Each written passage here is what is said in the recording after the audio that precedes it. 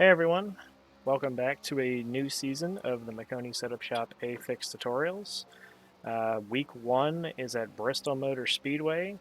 As everybody knows, things happen very fast here at Bristol, so we're going to try to cover as much as we can in a short amount of time.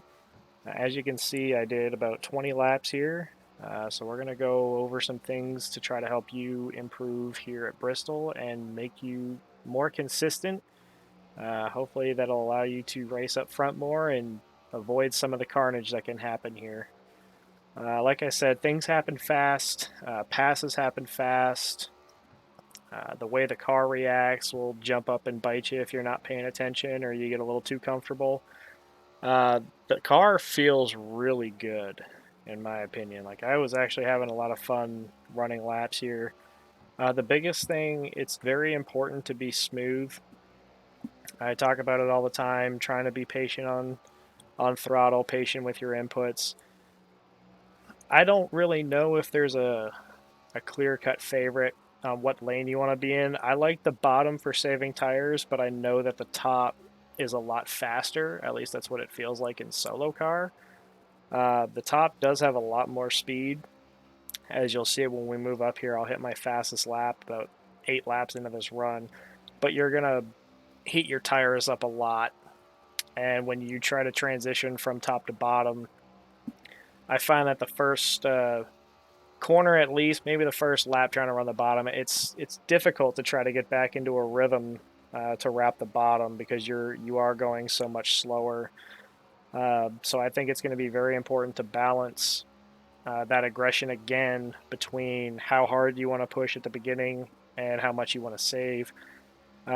I think it depends on where you're restarting, at least. If you're already restarting on the bottom, I think the bottom would be pretty good on restarts. Maybe you can get a couple positions. If you find that you're trapped down there and you don't have a hole to get up, you try to make the best out of a bad situation, I think, but it gives you an opportunity to save your tires. Let the guys that want to run the top burn their stuff up. Hopefully you don't get a caution, because if you get a caution at that point, you're just losing track position, right? But if the race goes on, you find a hole up, and you just ride in line, try to be really smooth in traffic, because you're not going to be able to run this hard, or at least as hard as I am here in solo car when you're in a race and have traffic. So you will be able to save your tires a little bit when you're on the top, but you're carrying so much speed and you're on the throttle so much running the top that it's really easy to overheat your right rear, which is why I think the bottom is much better to save your tires. And that way, when you get later in the run, say 20, 30 laps, when people start having some issues, whether getting tight or loose, depending on how they abuse their tires, you'll be able to either go back to the bottom and make some passes, or if they move out of the way, you'll be able to just rip around them on the top. I don't really think the middle is worth running. I tried a few laps in a different test session, but it was just really tight on entry, and it was just hard to get the car to cut back down. Again, in a race situation, if you're trying to pass a guy who's running the top that you're significantly faster than, you may need to use that. And that's just kind of where you enter in the middle and then exit low. We call it the Kyle Larson line, where you enter higher into the corner, like you see here on the high lane, and then just cut it down on corner exits so that you're exiting along the bottom. Again, just being really smooth with your inputs. Try not to put a whole bunch of wheel in it. I know it's easy to do. Bristol's got really tight corners. You are going to be putting a lot of wheel into it. You just want to try to manage that so that you're not burning up your right front.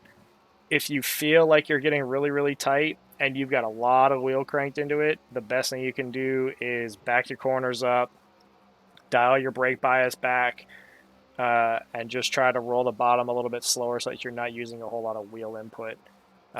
Because I was talking over that, again, things happen fast. We'll switch to the in-car for these last couple laps so that you guys can get a perspective on the top and the bottom.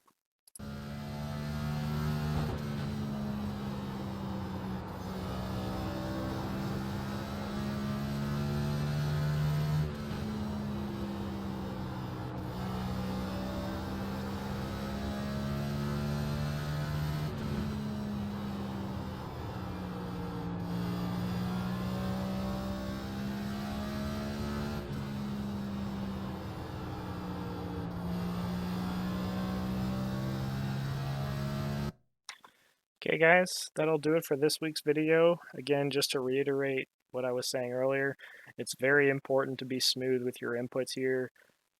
Try not to abuse your tires and do the best you can to miss the carnage and have a car for the end of the race.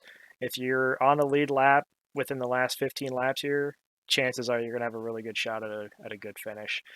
Okay, uh, if you're not already subscribed, please hit that subscribe button and ring the notification bell so that you guys can see these videos every Monday once they're posted. If you found that this video was helpful, please consider leaving a like, and we will see you out on the racetrack. Good luck this week, and we'll see you in the next one.